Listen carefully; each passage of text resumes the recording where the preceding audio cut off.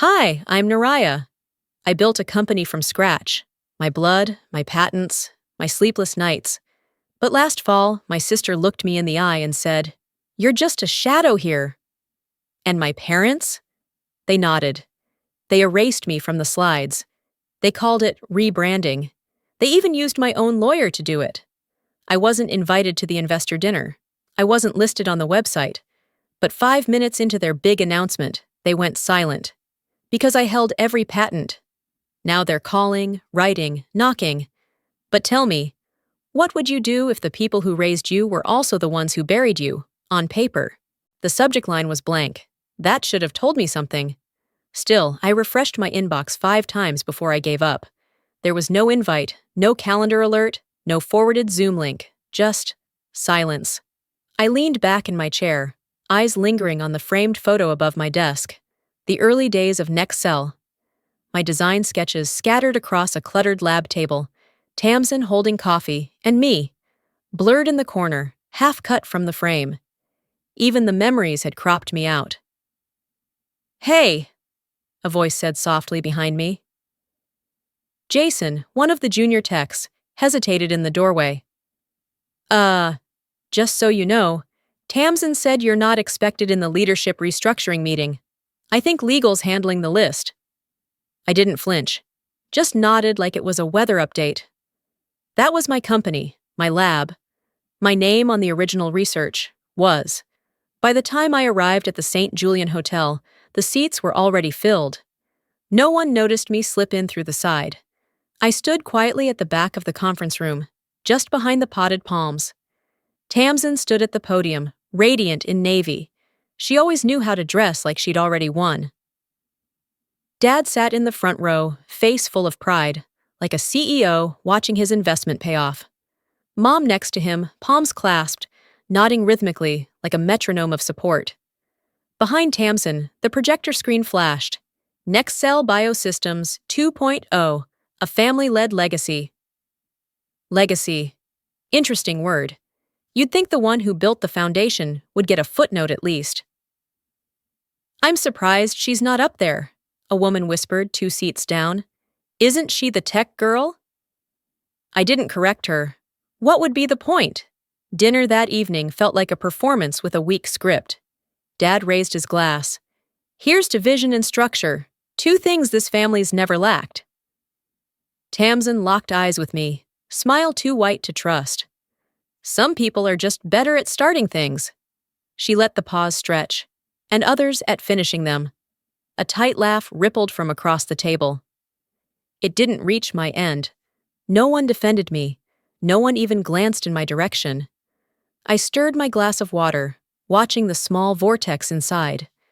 That spiral, silent, contained, beautiful, felt familiar. It wasn't just exclusion anymore. It was erasure.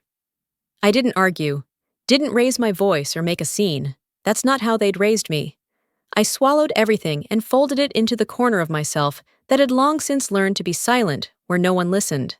There's a reason wolves don't bark in packs. The quiet one waits, watches, learns. But even a quiet animal knows when it's being hunted. My plate remained untouched. I'd lost my appetite the moment I walked through that door. My phone buzzed. I glanced down. Tamsin had tagged me in a post, celebrating a new chapter at Nexcel. The photo, her on stage, flanked by our parents. No mention of me. Before I could close the app, another message appeared. This time from Ryan, one of my old lab technicians. "They took your name off the prototype labeling too. Thought you should know." I barely slept. I lay there long after midnight, staring at the ceiling, replaying Ryan's message over and over in my head. My name was gone, erased. From the prototype label I'd stayed up 3 nights perfecting. By sunrise, I still hadn't cried. I'd already done that years ago, in silence, when I first realized how replaceable I was in my own family. I parked outside Nexcel 20 minutes early. The sky had that sharp Colorado clarity, the kind that made everything look cleaner than it really was. As I stepped through the glass doors, the receptionist glanced up from her screen and smiled politely. "Oh!" You're early, she said, opening a drawer. I have your new badge. She handed me a laminated card. My name, spelled correctly this time, was printed in small black letters. Underneath it, Technical Assistant Advisor. My mouth stayed closed. I waited, just long enough to make her uncomfortable. They, rolled out title updates across departments last night. For branding alignment. Her smile tightened. Tamsin's idea. Of course it was. I slid the badge into my coat pocket without a word. If you wear a lie long enough, even the mirror stops arguing. Upstairs, my office door was unlocked. I didn't bother turning on the lights. My laptop blinked awake with a tap, and I opened the Next Cell homepage. There it was. A new banner image stretched across the screen. Tamsin, standing in the center of the lab I built, arms crossed like she'd just invented the microscope. Below it, founded by Tamsin Crook, Vision for Accessible Biotech. No mention of me, or the nights I slept under my workbench, or the grant rejections I fought through, or the time I sold my car to afford the centrifuge they now call company property. I clicked into the About Us page. Harlan was listed as primary investor and strategic director. Velda, spiritual and cultural backbone. Me? Nowhere. Not even in the photo archive. I scrolled through years of memories, team shots, product launches, ribbon cuttings, and saw them all, carefully chosen. In one group image from our Series A round, I remembered exactly where I stood, between Tamsin and the CTO. But in the version on the website, I was cropped out. Only half my arm remained. I opened the site's source code and scanned the metadata. Last update, 1:12 a.m. They didn't delete me. They replaced me. I closed the browser and stood, fists clenched tighter than I realized. I marched down to the design office, knocking once before walking in. Jason, the web team lead, blinked up from his screen. Dr. Wynn. Who approved the About Us rewrite? My voice was low, even. We were told to optimize optics. For investor clarity. Cleaner messaging for the Series C round. He looked down. That direction came from above. I thought you were looped in. Optimize optics? I tilted my head. You mean erase the architect? He didn't answer. He didn't need to. I turned around without another word, leaving him in his silence. They don't need to kill your legacy. Just smother it in prettier lies. Back at my desk, I pulled open the top drawer and reached for the small black case I hadn't opened in years. Inside was the business card I designed when Nexcel was still an idea. A joke, really. Just a dream etched in foil. Naraya Wynn, founder and chief research architect. I ran my thumb across the embossed letters. Folded it once, slipped it into my wallet. They may own the noise, but I still own the name. When I sat back down, a sheet of paper was waiting for me, placed neatly on my chair while I'd been gone. Leadership Media Strategy, Phase 1, Brand Centralization under Tamsin Crook. I didn't sit near the front. I knew better. I chose the back, where the shadows blend with silence, where nobody asks why you're not on the program. From there, you see everything more clearly anyway. The investor briefing was held in the large glass-walled conference room on the top floor. Outside, the mountains framed the morning sky, clean and indifferent. Inside, cameras clicked like metronomes, syncopating with applause that seemed pre-written. Tamsin stood confidently under the spotlight, pacing just enough to look effortless. The slide behind her read, Nexcel, pioneering the future of biotech. She didn't mention my name, not once. Instead, she spoke of visionary leadership, cross-functional innovation, and the evolution of proprietary research platforms. My research platforms, my data, my teams, my sleepless years. Dad gave a proud nod from the front row, like he was teeing up the next PR campaign. I recognized the expression. He wore it at Tamsin's high school debate finals, when I was across town presenting a university-grade project to a room of disinterested judges. A slide popped up, an early-stage development diagram I'd hand-drawn in my third year. It had been recreated in cleaner fonts and pastel tones. My signature was gone. So was the slide title. They didn't just rewrite the slides. They rewrote me out of the slides. As the room erupted in another wave of applause, I stared at the screen like it was a courtroom exhibit. I didn't clap. I didn't blink. After the session, most people filtered out toward the catered brunch in the atrium. I stayed behind, pretending to scroll through my phone until the traffic died down.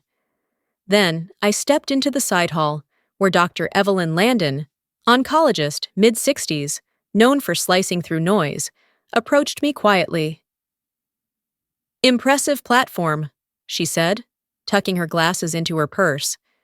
"You must be part of the operations team?" I kept my tone even. "I designed the core delivery model." She paused, genuinely surprised. "Really? That wasn't mentioned during the pitch." I offered a tight smile. "It rarely is." I didn't have to say more. She understood. Later, back at my desk, I flipped through the printed investor packet someone had left on my chair. My name was there, buried under a team chart. Naraya Wynn, Logistics Oversight, Support Staff. Support staff. They didn't just recast me. They handed my role to someone else and kept my name on the credits just enough to silence legal trouble. The next email in my inbox was a copy of Nexcel's Partner Media Kit. Tamsin's face took up the entire cover. Glossy, airbrushed, smiling just shy of arrogance. Page 3. The face of Nexcel. Page 5. Her vision for tech-human harmony. Page 7. Photos of her touring our lab, surrounded by equipment I hand-selected. Page 9. Nothing. No one else listed. I skimmed to the end. A quote in large bold serif. "I believe in systems that solve people, not just diseases." Tamsin Crook, I whispered to the empty lab. But what happens when the system is the disease? My inbox pinged again. A forwarded thread from an internal PR conversation. The subject line: Investor Q&A, credit language. One line in the body: avoid overcomplicating IP origin. Keep it clean under Tamsin's umbrella. I leaned back, jaw clenched but steady. They weren't just using my work. They were selling it, branded, packaged, and reshelved, under her name. I opened a new message, typed one sentence to Marcellus. "They're not just using my work. They're selling it under her name." I didn't rush back to my office after the investor briefing. I walked slowly, deliberately, like I wasn't sure if the air outside had changed too, or if it was just me. By the time I reached my archive room, the hallway lights had already dimmed for the evening. Inside, I slid open the drawer labeled Founding Documents. I hadn't touched that file in years, not because I'd forgotten it, but because I'd believed no one else would dare challenge its authority. That belief now felt embarrassingly naive. The papers smelled like ink and old trust. My signature was there, exactly where I'd left it. Founding shareholder, co-architect of the platform, 40% equity plus 5% reserved in escrow under specific milestones. But that was just the surface. When I opened the current ledger copy stored in the company's internal portal, my throat tightened. A new clause had been added under the shareholder structure. 50% equity reassigned for operational stability. Underneath, my name, crossed out and replaced with an auto-generated digital signature. The words "transferred with consent" sat underneath like a punchline to a joke I hadn't heard. There was no signature from me, no notification.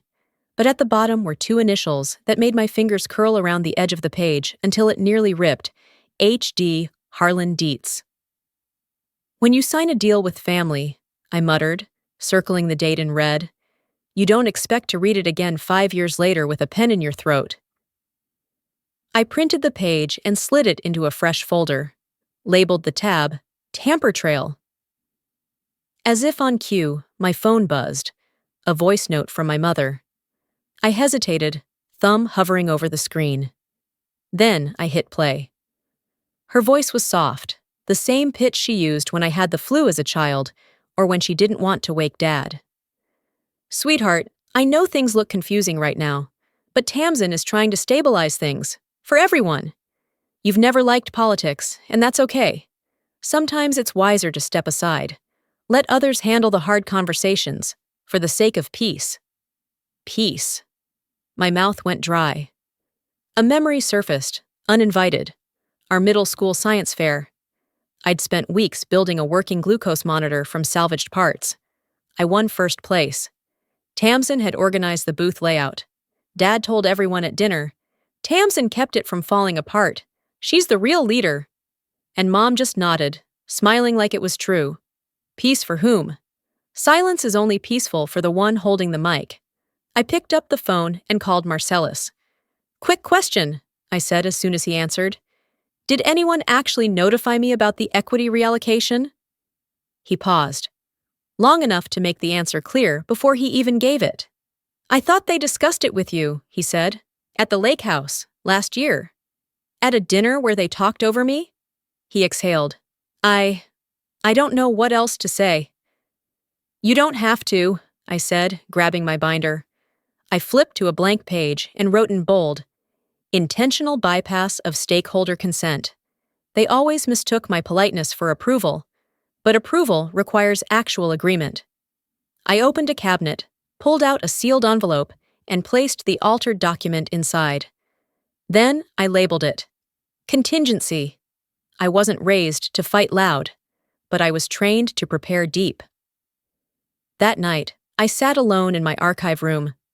The lights buzzed overhead, soft and hollow.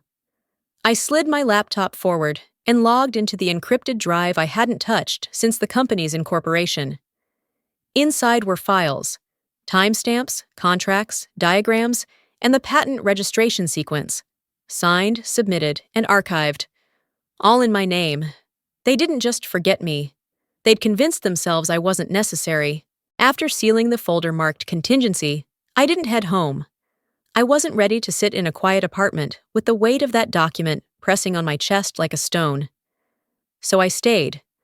The building emptied as the sun dipped behind the flatirons, and I found myself wandering toward the lobby gallery, the hallway where Nexcel displayed its so-called company milestones. They'd redone the exhibit. The lighting was warmer, the layout cleaner. A new panel titled Legacy of Leadership stretched across the center wall. And where my Breakthrough Innovation Award had once been, recognizing the nano-delivery system I'd fought tooth and claw to create, there was now a framed photo of Tamsin seated on a stage in Austin, flanked by a panel of tech investors. The caption underneath read, Strategic Vision in Leadership, Tamsin Crook, 2021. I stood there for a long time, long enough for the motion sensor lights to blink off and flicker back on. Even ghosts leave more behind than this. A low ping vibrated from my pocket. An email. Forwarded. Subject line. Investor Dinner Recap Deck. Final version. I opened it on my phone, thumb dragging slowly across each slide. The usual corporate jargon. Disruption, integration, trajectory.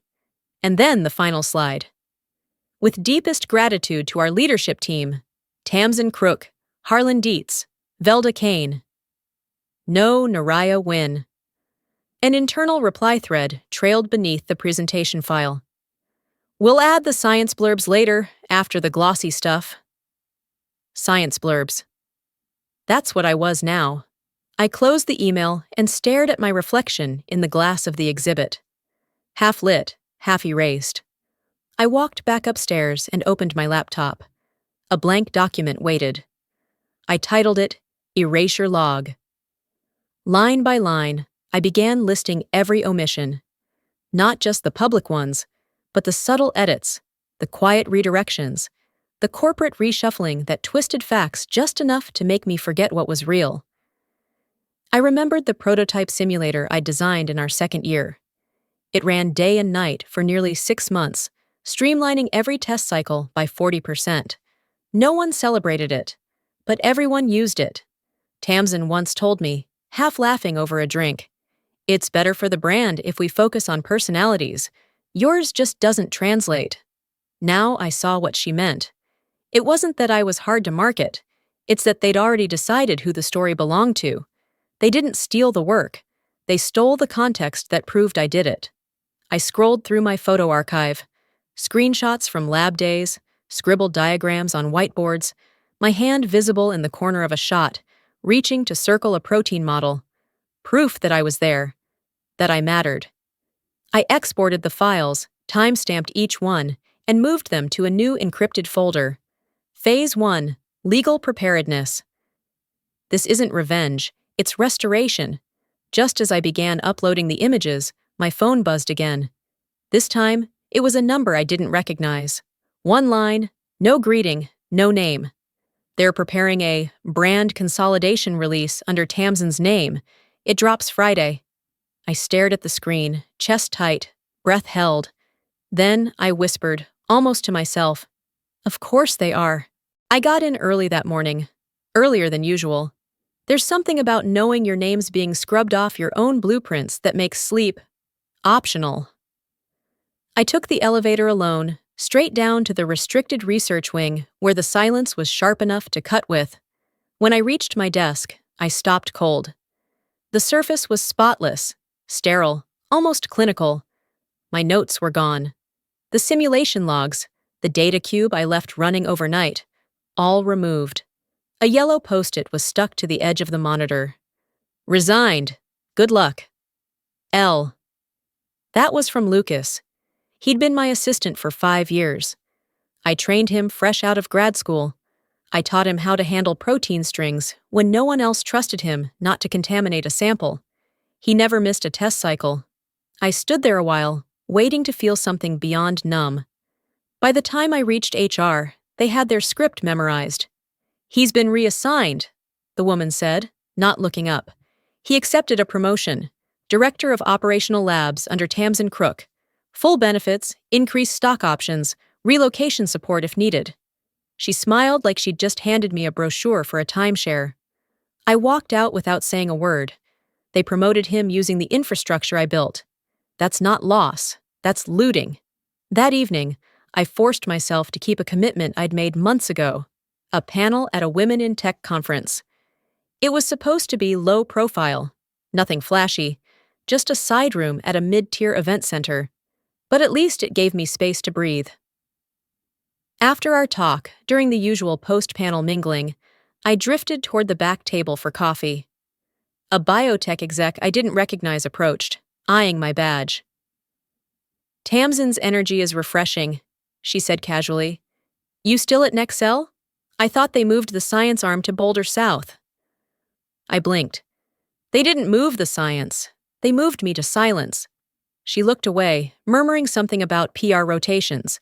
But a woman standing beside us leaned in closer and said, almost like a secret, "If they're treating you like an outsider, maybe you should start acting like one. Speak." I didn't respond, but the words lodged themselves under my skin. That night, I sat cross-legged on the floor of my apartment, laptop open, eyes red from a different kind of exhaustion. I opened my erasure log again, but this time, I didn't just document what they did. I began tracking who benefited. I created a spreadsheet, date, action taken, public credit given to, asset removed, line after line, all trending toward the Crook name, reassignments, public mentions, panel quotes, investor slide decks. Every deviation pointed in one direction: consolidation of recognition, narrative, and authority under Tamsin. I paused, fingers hovering above the keyboard, then typed one more note. Maybe I let it happen too long, but they're about to learn what happens when the quiet one starts taking notes with intent. Around 11 p.m., my screen pinged. A new message. No subject. No sender ID. I opened it. Next cell rebranding. Phase 1. Tamsin Crook Scientific Legacy. Attached was a document draft. Logos, mission statements, a proposed media rollout plan. Under deliverables. Consolidate brand voice around a singular founder narrative. My chest tightened. My hands didn't shake. Scientific legacy? I whispered.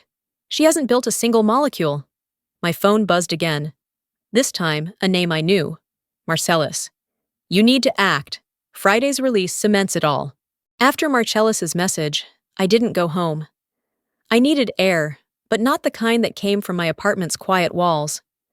I took the elevator to the rooftop terrace at Nexel, where the city lay flat and flickering beneath a rising moon. The sky was too wide to lie. The company wasn't. The file I'd opened earlier still sat in my inbox. Nexel rebranding, scientific legacy package. I reopened it, fingers icy from the railing. The document was pristine, slick design, bold fonts, sanitized ambition. Tamsin's name appeared 12 times in the first 4 pages alone. They credited her with 3 years of visionary molecular delivery innovation. I zoomed in on the diagrams. My diagrams. Rotated, recolored, retitled, but undeniably mine. The shapes were distinct. I had drawn them during long nights with nothing but caffeine and a whiteboard. The watermark I'd embedded was gone.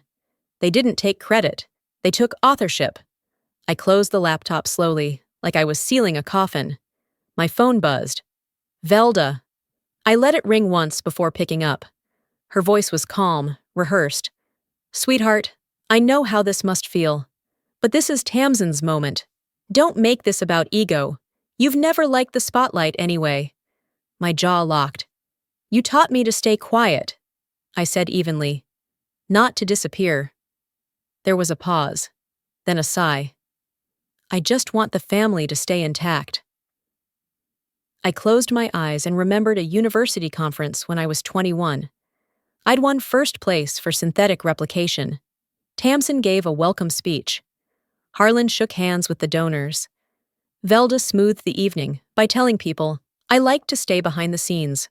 They built a stage and told me I didn't look good standing on it. No, I built the stage. And they locked the doors. An hour later, in a corner meeting room, away from any cameras, Marcellus handed me a file.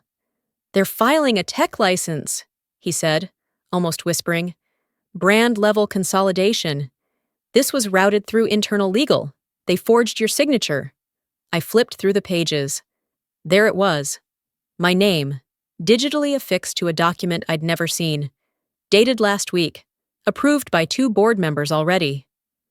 They forged my name, I said, the words more observation than shock.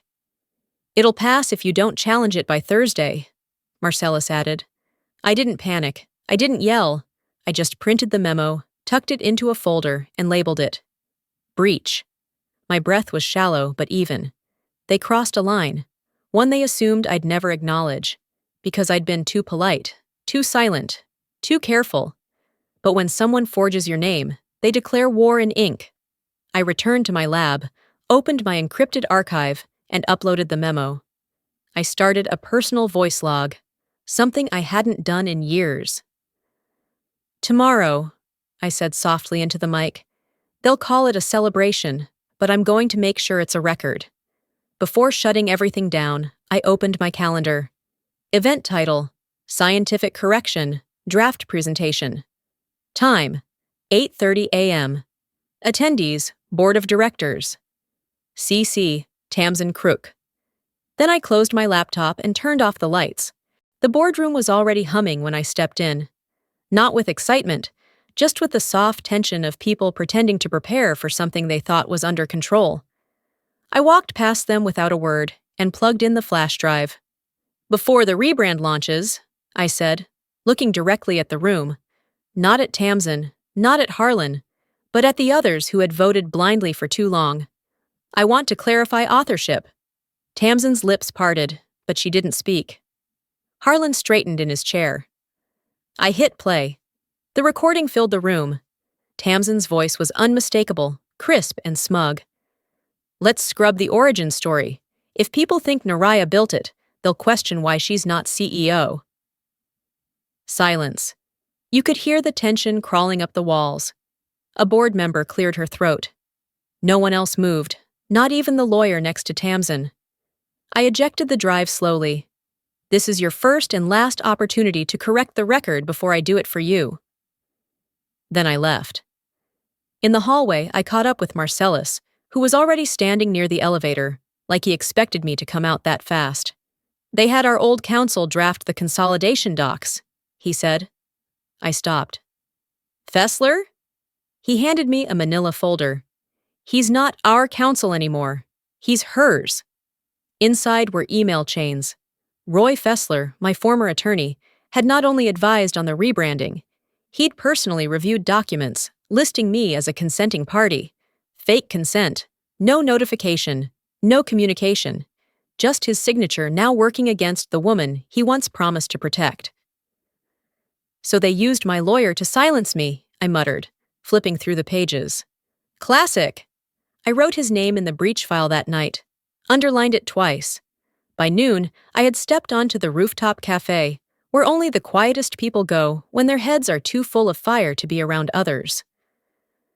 I sat with my laptop open, legs crossed at the ankle, eyes watching the flat horizon where the city blurred into foothills.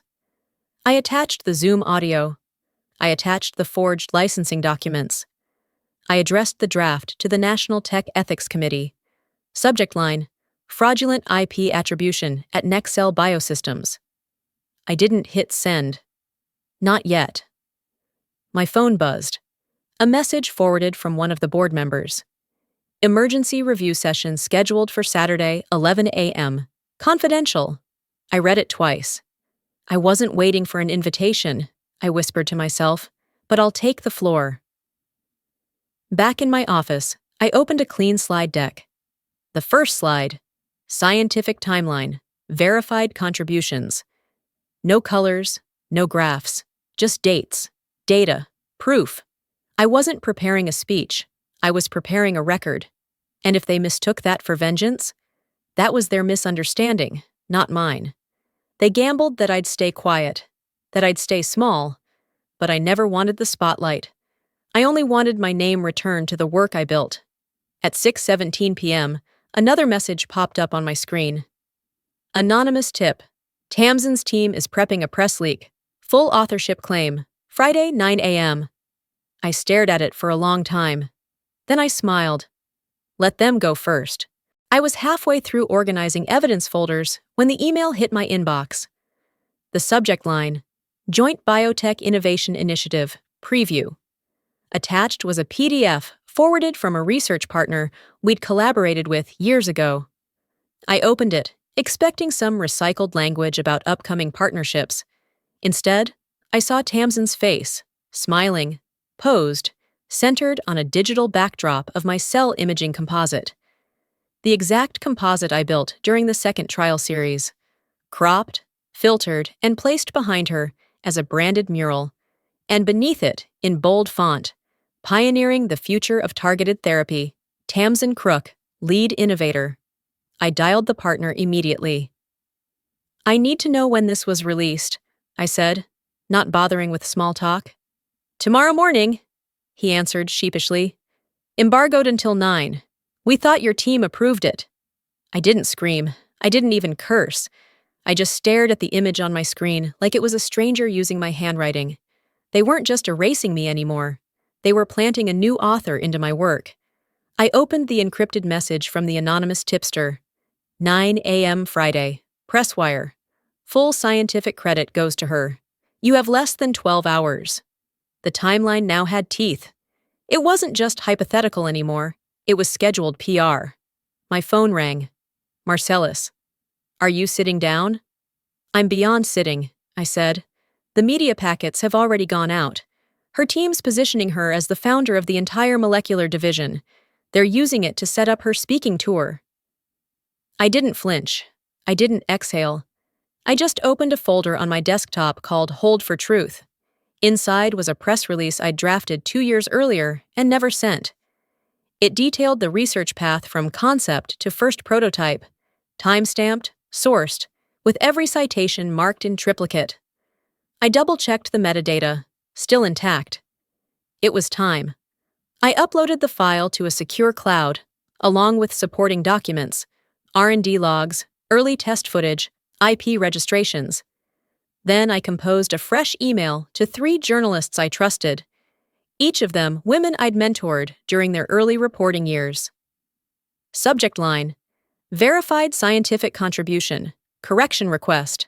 No drama, no emotion, just, Attached is a record of original contributions to the Nexcel Nano Delivery platform. This version reflects factual chronology, development oversight, and proprietary ownership. I'm sharing it for public transparency. I scheduled the email to go live at 8:55 a.m., 5 minutes before Tamsin's media drop. They wanted to see what I'd do when cornered. I chose precision. I set a backup alert. Subject: Verified scientific contribution correction, Naraya win. I whispered to myself, just loud enough to hear it echo in the room. Let the press decide which version lasts longer.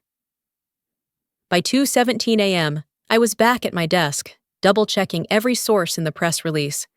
Another anonymous ping came through. She's planning to file a cease and desist by 8:30. You have 6 hours. I arrived at the media room before anyone else. The hallway lights hadn't even come on yet. The only sound was the low hum of the air vents and the soft click of my shoes on the polished floor. I didn't bother to turn on the overheads, just the console light and the desk lamp. It felt more surgical that way. A manila folder sat on the center table like a dare. Transfer of patent licensing. Executive approval needed. 2 signatures were already inked.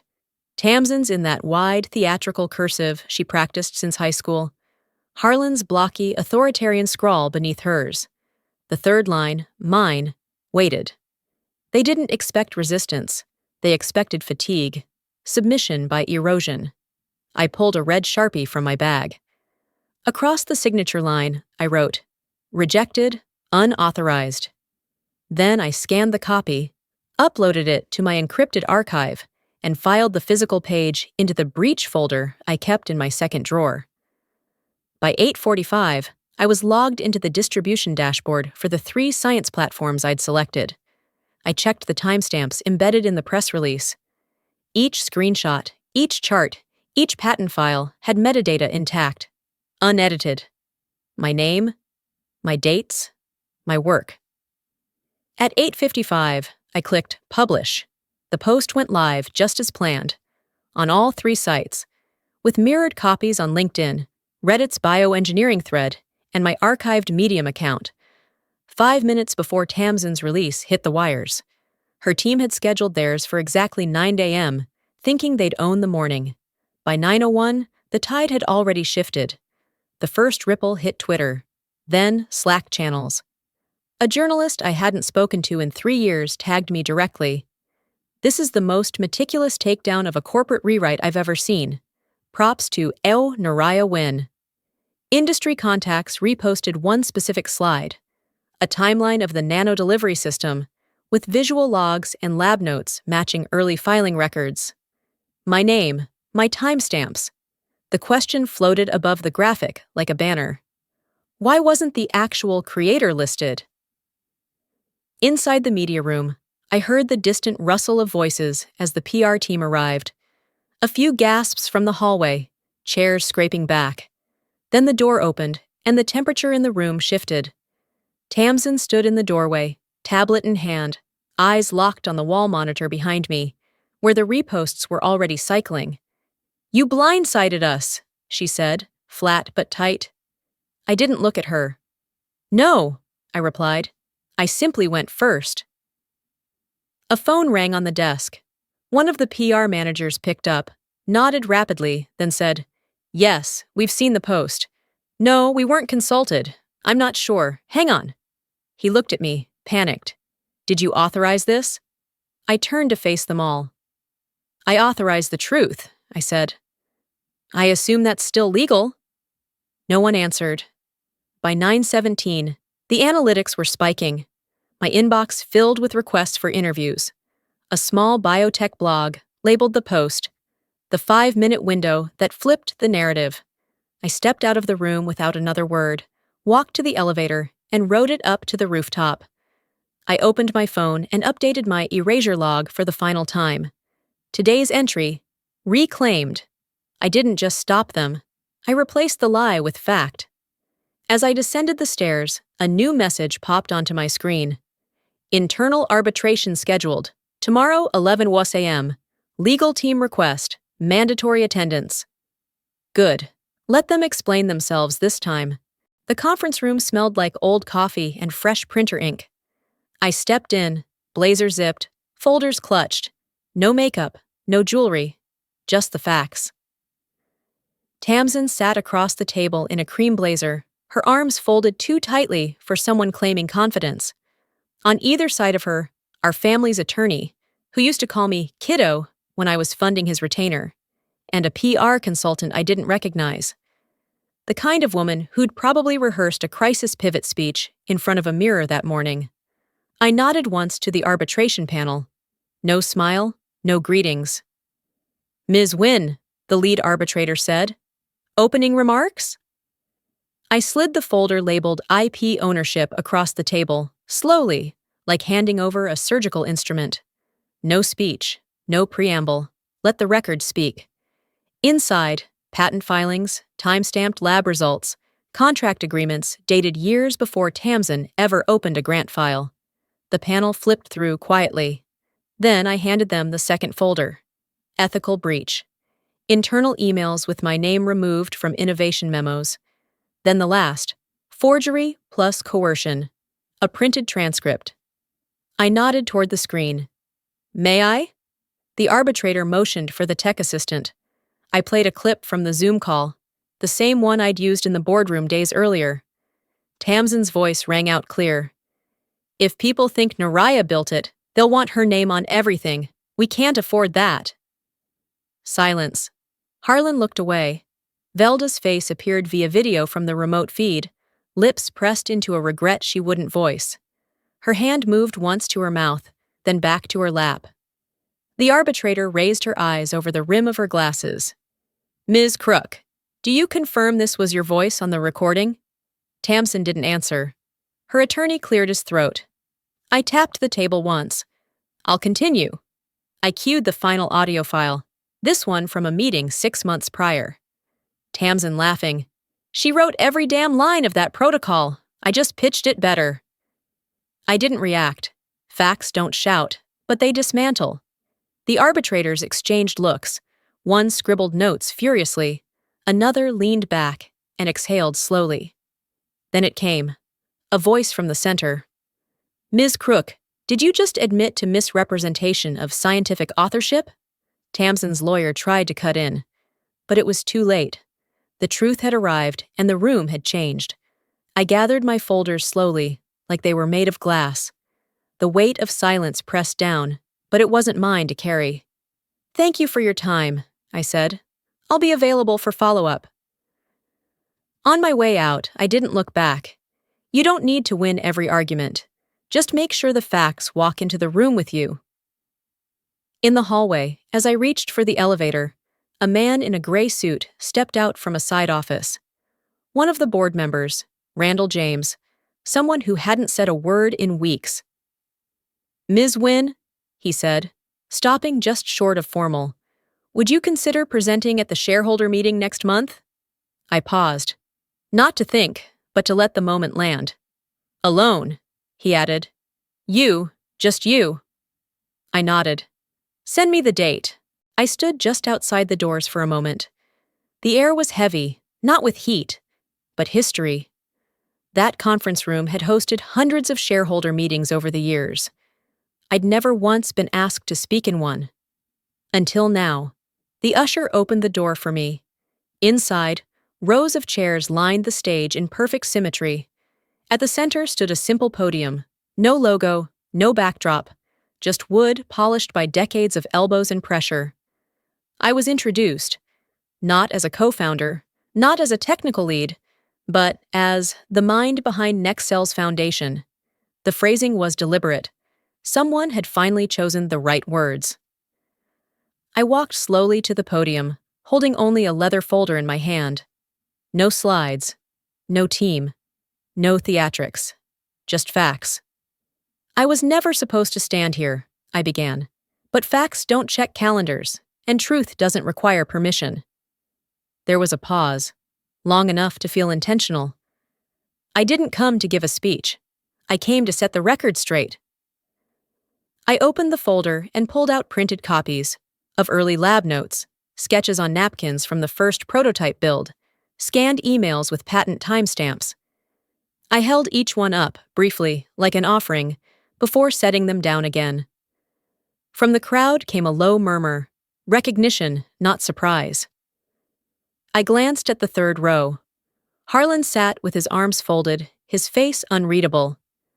Velda sat beside him, smaller than I remembered, hands clasped tightly together. They didn't speak. Tamsin's chair was empty. "This is not a statement," I said, locking eyes with the board. "It's a re-entry." Someone near the back clapped. Then another. It spread slowly, not a standing ovation, but the kind of applause that meant something had just been corrected. I pulled out one last sheet, a resolution drafted and signed by 3 board members. To formally recognize Naraya Wynn as the exclusive inventor and originator of Nexcel's nano-delivery platform. The vote passed with no discussion, only nods. I didn't cry. Not even when Velda looked away and dabbed her cheek with a folded tissue. Instead, I said, "Thank you for catching up to the truth." I stepped down from the stage and took a deep breath. Not to calm myself, but to fill my lungs in a room that had always lacked air for people like me. As I moved toward the exit, a young intern stopped me. "You didn't even raise your voice," she whispered. "How did you not explode?" I smiled, just enough. "Because I didn't come here to burn it down. I came to reclaim my place in it." Outside the door, as I tucked the folder beneath my arm, someone handed me a card. Global Biotech Equity Foundation. "Let us know when you're ready to lead, on your terms." I slid it into my coat pocket and kept walking. The Monday after the shareholder meeting, I got to the lab before the sun finished rising. The building was mostly empty, the kind of quiet that doesn't just lack sound, it lacks opinion. No whispers, no applause, no cameras. Just me. The simulation was still paused on the primary screen from where I'd left it before everything exploded. Alzheimer's nanotech trial, 83% efficacy, the kind of result that turns headlines into history. The screen flickered in the half-light of the lab, casting faint lines across the floor. The world can roar, but the lab only speaks in results. I slipped into my coat and clicked through the data logs. My hands moved with clarity, not habit. Every file I opened was familiar. Every line of code, every timestamp, every sample ID. Mine. Not because I demanded credit, but because I knew what it cost to build what others took for granted. The first email came just after 7. NIH approval. Fast-track clearance confirmed. I didn't smile. I just nodded to myself and archived it. Next, a message from a former intern. The subject: "Thank you. You taught me more by watching you navigate a room than any textbook ever did. When they talked over you, you still made things work." That stayed with me. The third arrived minutes later. From Velda. No subject, no salutation, just a single line. "You were right. I just didn't know how to say it." I hovered over the reply button, but my hands didn't move. Instead, I created a new folder in my personal archive, Unopened Closures, and moved the message there. I didn't need her words anymore, but I wasn't ready to delete them either. On the second monitor, headlines scrolled in silence. Inventor wins back credit. Silent partner, no more. Wins data timeline, outpaces Nexcel's PR narrative. I stared at them for a few seconds. Then I closed the window. Validation isn't a finish line. It's just a mirror finally polished. I opened the video recorder built into the workstation and clicked record. "My name is Naraya Wynn," I began. "If you're working in this lab after me, there's something you should know." I looked directly into the camera. "Your name matters. Even if they don't say it today, make sure you write it down."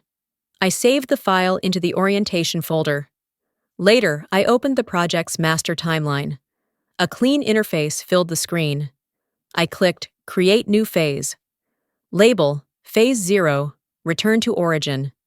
I paused, then added a single line of commentary. "We're not starting over, we're starting right." I pushed back from the desk and stretched. There was nothing triumphant in the air, Just clarity, the kind that settles over you after the shouting stops. As I reached for my coffee, the door intercom buzzed. I turned. No one had scheduled a meeting. I wasn't expecting deliveries. On the floor outside the door was a single white envelope, no return address. Stamped in red, confidential family. It stayed on my desk all day. A plain envelope, cream-colored, sealed tight. No name, no return address, just one word printed in red. Confidential family. I didn't touch it for the first few hours, just worked around it like it was radioactive. Eventually, I gave up pretending it didn't exist and moved it from the middle of the desk to the edge, then back again. You wait long enough for peace, and it shows up dressed like suspicion. By late afternoon, the sun cut through the blinds just enough to highlight the corners curling upward. I took a breath, broke the seal, and slid the single-page letter out from inside.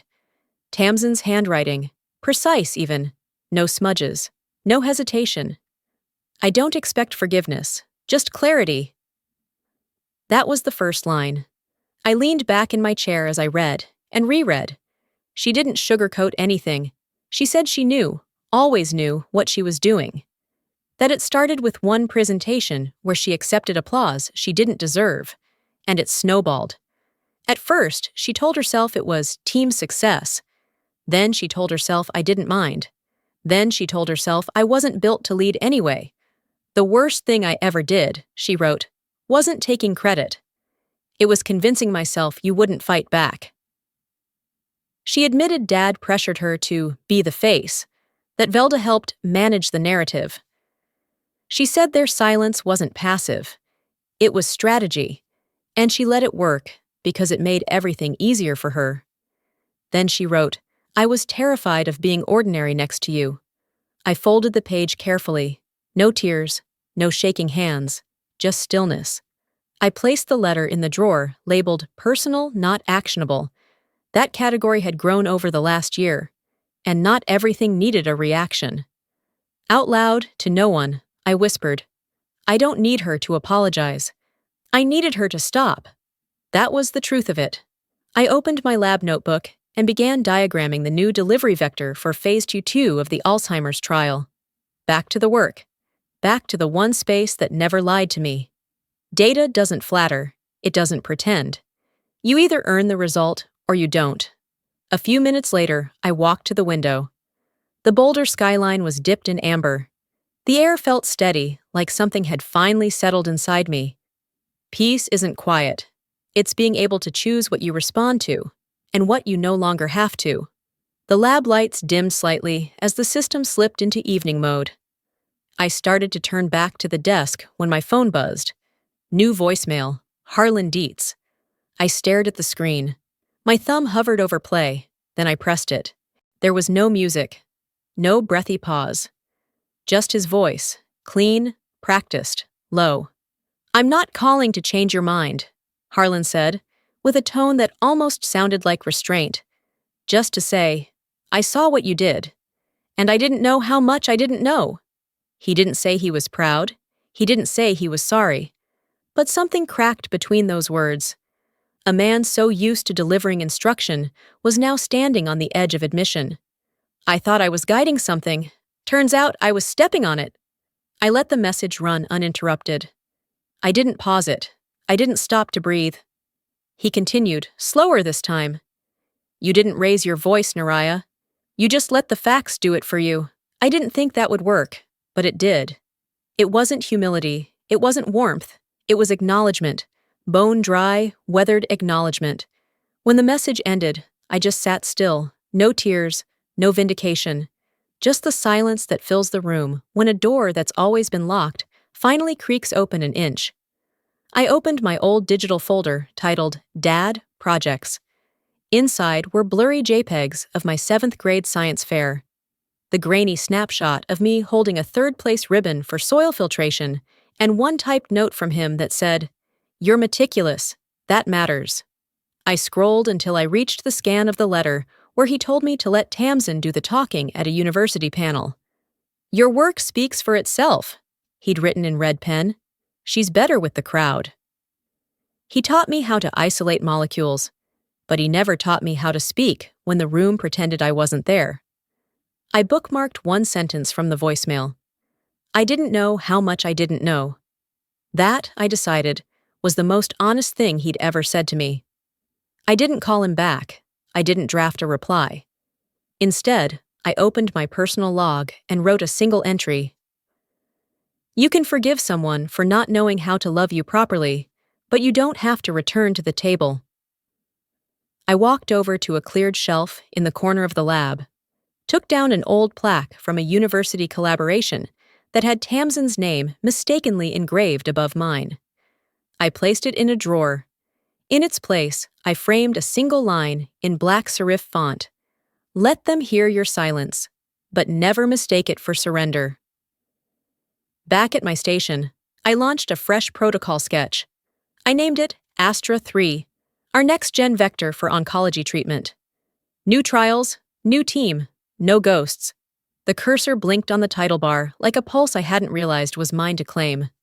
A soft knock at the glass door pulled me from the screen. Dr. Wynn? It was Lena, the intern from last quarter. She stepped in with her tablet cradled to her chest. They're asking if you'll keynote the Women in Biotech Forum next spring. I didn't hesitate. Tell them I'll bring a folder, I said, smiling faintly. Not a grudge. She smiled back, understanding more than I said out loud. As she left, I glanced at the assistant's side desk. A padded envelope sat atop the keyboard, left unopened. My name was printed on it, the sender, Tamsin Crook. I didn't reach for it, not yet. I reached for the envelope after everyone had left for the evening. The lab had gone still, the hum of the cooling system the only sound beneath the low amber light. My fingers hovered for a second. Then I peeled it open. Inside, a single sheet, handwritten. Tamsin's cursive hadn't changed since we were kids. Sharp, almost architectural. The first line stopped me. I'm not writing to ask for forgiveness, just to own what I've avoided. No flourish, no manipulation, just her voice, direct. You didn't just beat me, she wrote. You revealed me. I spent years pretending I earned it, pretending I was what people said I was. But you didn't tear that down. Truth did. I know now, I wasn't pretending for them. I was pretending for me. I sat back in my chair and let the weight of her words settle. They didn't sting. They didn't heal either. I don't expect redemption. I just didn't want you to think I was still lying. That was the end. No signature, no plea. I folded the page quietly and slipped it into the file drawer marked personal, not actionable. There were no tears, no fury, just the calm that comes from seeing something for what it truly is, no longer blurred by hope. Closure isn't always conversation. Sometimes it's choosing not to chase a reply. A few weeks later, I stood behind a podium at a local university, facing a sea of young women, most first-generation college students, most unsure how loud they were allowed to be. I didn't bring a deck, no slides, just a worn folder and a dry erase marker. They asked me about Next Cell, about the headlines, about what it felt like. I said, I built something in silence, and then they tried to claim the silence too, so I let the facts get louder than the noise. One girl in the back raised her hand. She couldn't have been more than 19. How did you survive that kind of betrayal? I smiled. I didn't flinch. I just stayed still long enough for them to show me who they were. Then I moved differently. They nodded. Some scribbled notes. Others just looked at me like I'd given them permission they'd been waiting for. When I returned to the lab, the team was mid-simulation, our Alzheimer's vector trial in its third iteration. I stepped behind the lead researcher, Lena, now no longer an intern. Target engagement just crossed 83%, she said, grinning. I nodded, but didn't respond right away. I sat down and pulled up the logs. Quietly, I input the results and labeled the algorithm. Thorn 94. It was never about naming it after me. It was for the version of myself who first scribbled the idea on napkin edges at 2 a.m. when no one was watching and no one was listening. I didn't send out a press release, didn't call the board, didn't tweet it. The breakthrough was real. That was enough. That night, back home, I lit a small candle on my desk. Not for ritual, just for rhythm. Beside it, I placed a frame. Inside it, a single printed quote.